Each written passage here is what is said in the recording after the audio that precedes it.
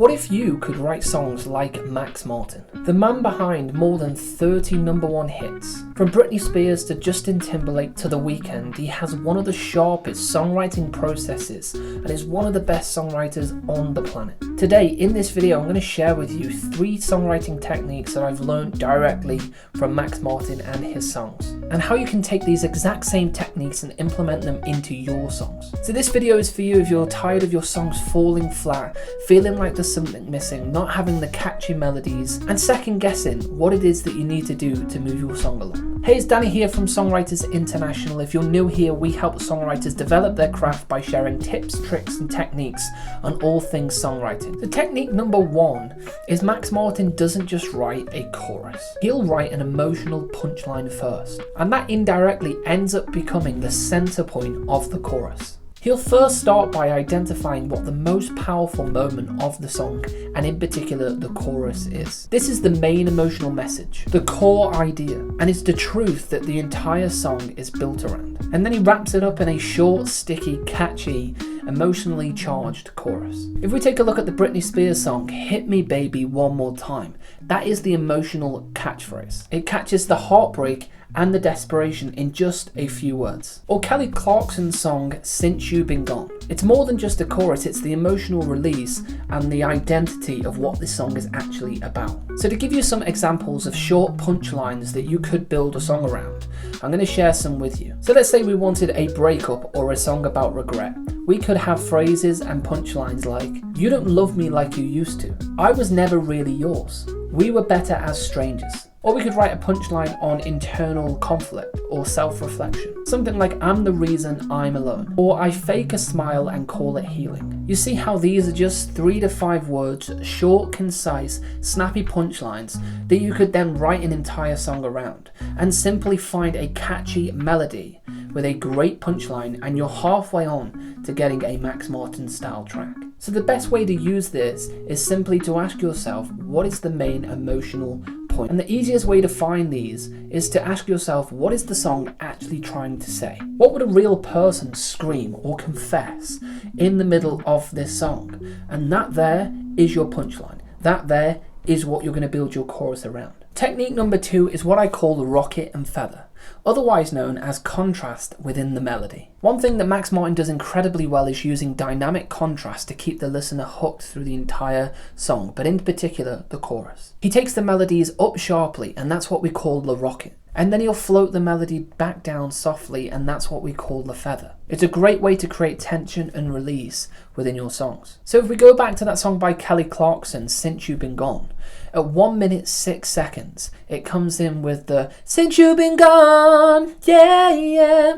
That's what we would call the rocket. And then it goes into I can't breathe for the first time. That's what we would call the feather, because it then brings it back down gently.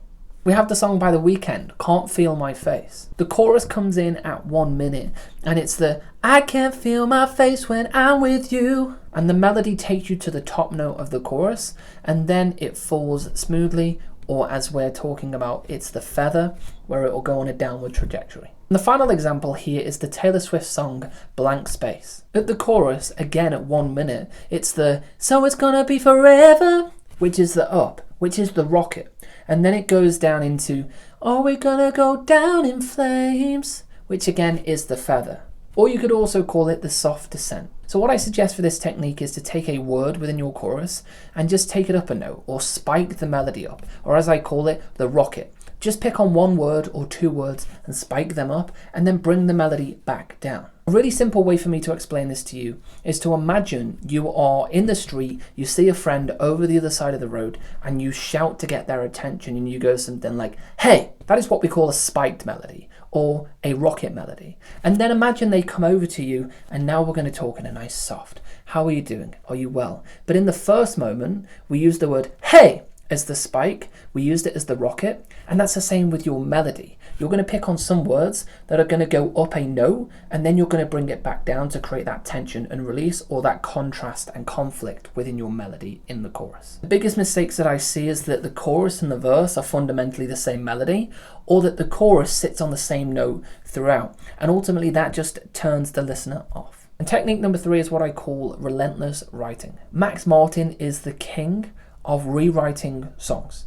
He never ever just sits with a song and lets it be. He's always reworking tracks, he's always reworking a lyric. In particular, he's always reworking the hooks because he knows the importance of those parts of a track. And he does this because he wants each section to be undeniably strong. For the song Problems by Ariana Grande, which was written by Max Martin, he reportedly wrote the verse 50 times to make sure that the rhythm and that the bounce within the melody was right. That's not 5 times, that's 50 times, which shows you the power of the rewrite. With Katy Perry, he threw out an entire chorus of a song that he wrote with her just because, again, it didn't hit in the way that he wanted. And even if it was good musically, he knew he had more to push. And so many songwriters settle for the first or second draft of the song and say that it's finished. But the truth is, the greatest songs, the real hit songs, oftentimes are written in the rewrite.